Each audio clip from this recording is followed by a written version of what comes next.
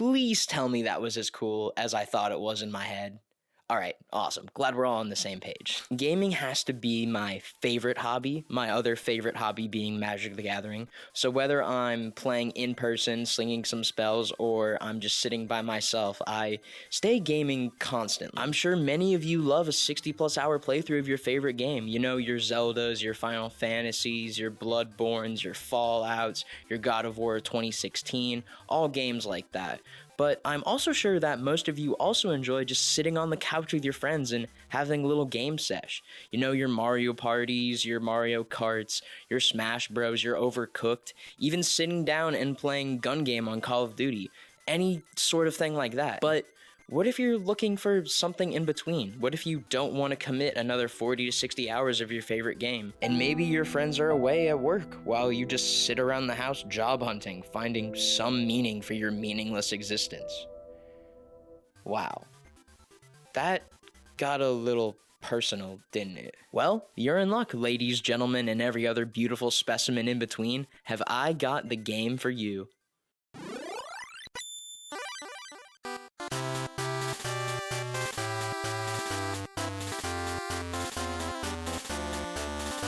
The Pokemon trading card game on the Game Boy.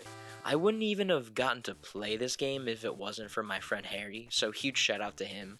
2 years ago, he got me a 3-month subscription to Nintendo Switch Online, and I didn't even activate it until like a few months ago. Again, huge shout out to Harry. He's a homie. If it wasn't for him, I would not have gotten to play this amazingly fun game. Released in 1998, developed by Hudson Soft, Creatures, and published by the homies at Nintendo. Alright, I gotta go to work. I love you. I love you too, Maureen. Ugh.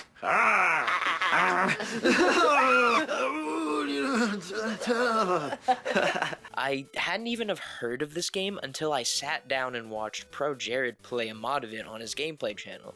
So if you're looking for some fun other videos to watch on this game, I highly suggest you go over and watch as many playthroughs on the subject. The game combines two of my favorite things, Pokemon and card games, so what's not to love? To get right down to it, this game does not ask a lot of the player.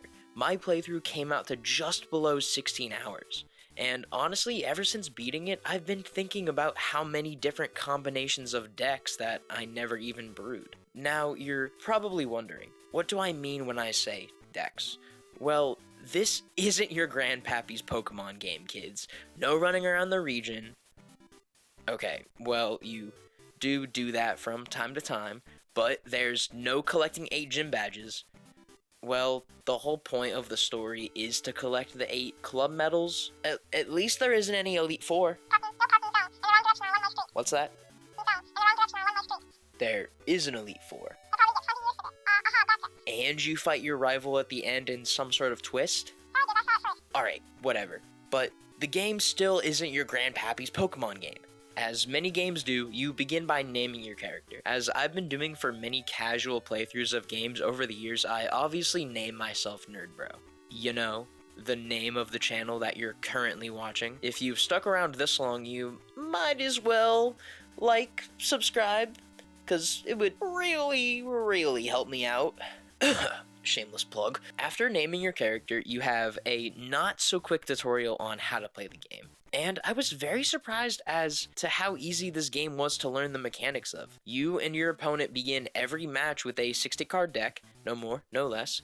The deck itself consists of energy, which can be used to attach onto Pokemon, so they can use their moves and abilities. And in this game, there consists of grass, water, fire, electric, fighting, psychic, and colorless energy. To make the game more fair and not as complicated as other games out there, the creators combined typings together. So most of the time you'll see bug, poison, and grass type Pokemon all be in the grass section of cards, while fighting consists of not only fighting types but also ground and rock to help round it out a bit. After energy, you'll have Pokemon, which all consist of the original 151. The game itself uses the first 3 sets of the card game, so those being base set, jungle, and fossil. So all of your old favorites are here. Those sets are not actually used in the game, however, but have been renamed to Coliseum, Evolution, Mystery, and Laboratory respectively. They even added in 20 exclusive cards to this very game, which is not only very interesting, but not a ton of them, at least to me, ended up in almost any of my decks that I used. Now to start, you can't just slam a Venusaur onto the table and flat out win. What do you think this is, the Yu-Gi-Oh! Season 1 anime? I call on the Blue Eyes White Dragon!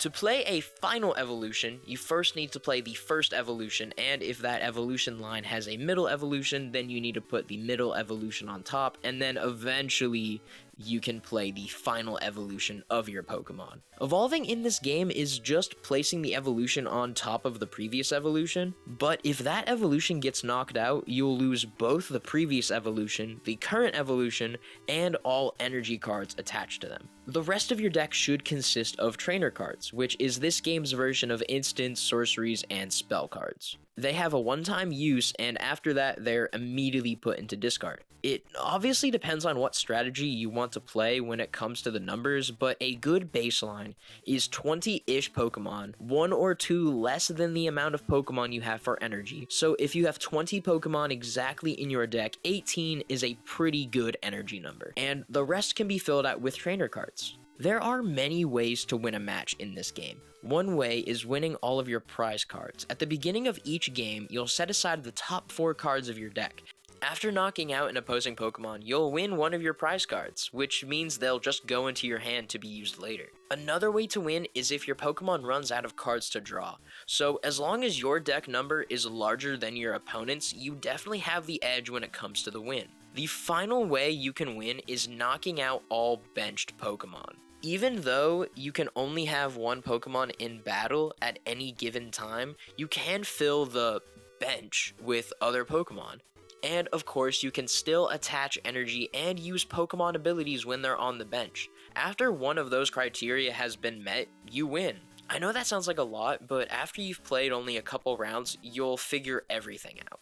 First, however, you need to pick your starter deck. That's right, guys, you begin the game with not a starter Pokemon, but a deck based around the starter line of your choice. Obviously, your options are Bulbasaur, Charmander, and Squirtle. For my playthrough, I went with Bulbasaur as it had the playstyle I most wanted to try out. Venusaur has this ability where you can switch energy around to different Pokemon. So if you know one of your Pokemon will be knocked out in this coming round and you really don't want to lose any of your energy, you can activate Venusaur and attach that said energy to anyone else on your bench. This ability definitely got me out of a few binds in my playthrough. I'm looking at you, Psychic Club Master Murray. Speaking of club masters, that's the main story of the game. You walk around to different clubs that favor one energy type, except for the Science Club, which still doesn't make any sense to me, but whatever. You challenge 3 different club members, and afterwards you'll challenge the master of the club, which can be challenging at times, but for me, the other members in the clubs were always tough. After obtaining all 8 medals, you'll go and fight the Elite Four, which harbor the legendary Pokemon cards, which consist of the 3 legendary birds and a Dragonite. And that's the game. But if that's all this game is, then why did it take me 15 plus hours to beat it? One word, my friends. Packs. After beating anyone in the game, you'll get at least 1 pack of 10 random cards from that specific card list of packs. I went in knowing that I wanted to build a Venusaur deck, and you can have a max of 4 of the same Pokemon card in your deck, so the best course of action would be 4 Bulbasaurs, 2 to 3 Ivysaurs, and 1 to 2 Venusaurs. I was going deep into the Bulbasaur plan, so I went with 3 Ivysaurs and 2 Venusaurs. And with every pack being random, and if you really only wanted 1 card from that set, you'll be challenging people over and over again to get the cards you desperately want. However, to help with that grinding, here's a really big tip from me to you. The girl in the left-hand side of the water club only has 2 prize cards, so you can beat her pretty easily and get Coliseum packs from her. Just on the right hand side of the water club, there is a girl that only uses 3 prize cards, so you can easily dispatch of her and get mystery packs. If you beat this boy on the right of the rock club, he'll give you evolution booster packs, which if you have any grass type deck or just a deck that uses grass types in general, you'll easily beat him. And finally, in the science club, the boy blocking the path towards the club leader just has a deck that takes way too much time to set up, and you can beat him as many times as you want to get some laboratory boosters. If it wasn't any more clear, you can challenge anyone as many times as you like. There are a few resources that I use to help me out in my playthrough, which will all be linked in the description down below to help you guys out as well. I don't know if you guys also do this at all, but sometimes I like to jot things down in my notes when I game. Most of the time, it's for remembering puzzles or specific fetch quests. This time, it was really helpful to write down all the cards I wanted and slowly count them as I obtained them. But not only was it satisfying to do, but it also really helped me when it came to deck building.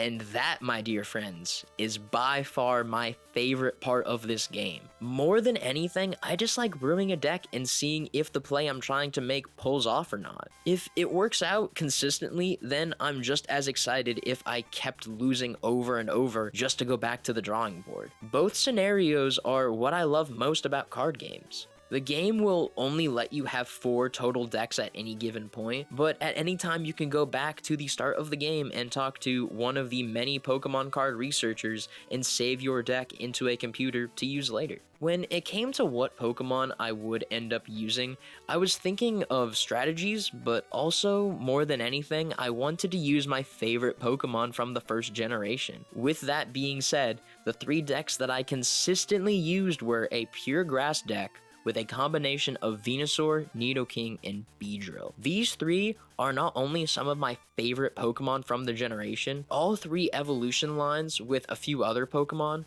love to use poison and other status effects. So the strategy here is to use poison moves, sleep moves, and paralysis moves to slowly weaken my opponent and then have Nidoking, Venusaur, or Beedrill come in for one big attack and win the match. The other deck that I used was a pure water deck. Water Pokemon in this game are fairly tanky with large HP stats, with very strong attacks as long as they have quite a bit of water energy attached to them. Using a combination of Poliwrath for medium damage, Blastoise to help with energy, and Gyarados just to ram unsolicited damage at my opponent.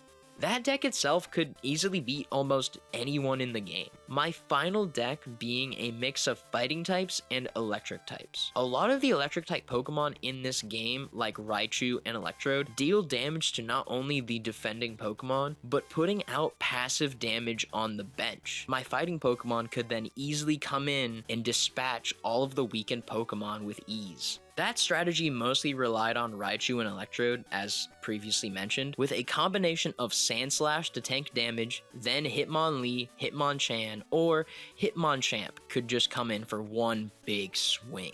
With all that being said, I'm very happy with how my playing style ended up in this game. I felt like the decks I had were very well rounded and were powerful all at the same time, but could have always gone through a few redesigns. I probably shouldn't have used as many final evolutions as I did, but it didn't really matter at the end of the day how many losses I got, which were plentiful in their own right. Just as long as you beat your opponent once, the game thinks you're winning. If I had any gripes with the game at all, it would be flashing lights. In between every action you take in the card match, there is like a half second of white screen before the action happens. This isn't noticeable at first, but when you play the game every night for a week straight, it starts to get to you. I honestly got a few headaches when playing, just thinking I was tired from staring at a screen, but when I played a different game on another day, my eyes and brain felt completely fine. So do with that information as you wish, I'm just relaying my own experiences while playing. After the credits roll, you could hypothetically continue to play, trying to collect all the other cards you might have missed along the way, plus the game-only exclusive cards. That wasn't really necessary to me. I didn't even try to do all of that. I just felt completely content after playing and didn't want to get burnout from a really fun and short game.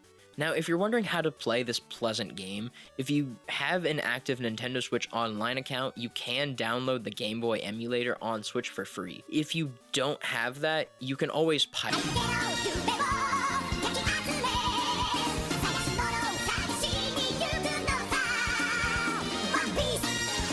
And yeah, that's about it. Thank you guys so much for watching this video. Again, links to all the resources I used in the description down below. I hope you all have an amazing rest of your day, and hopefully someone out there will go out and play this very fun game.